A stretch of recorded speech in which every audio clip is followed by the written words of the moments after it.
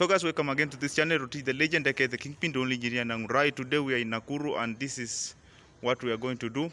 So for whoever that is in Nakuru or maybe near Nakuru and he's interested in farm machinery, especially in these working tractors, here is where they found. So if you need them, please contact me or maybe do something about the anything to do. Okay, I mean, anything to do with the how you are going to get the farm machineries, or maybe anything to do with this working tractor here in Nakuru, please contact me or maybe put a comment down there at the comment section, and then we will get in touch, and then I will show you where to find them.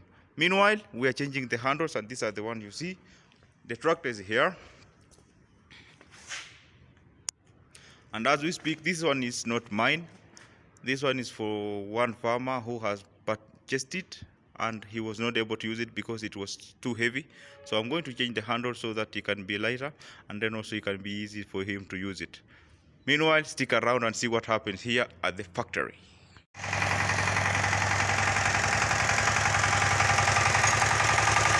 Aya, oya.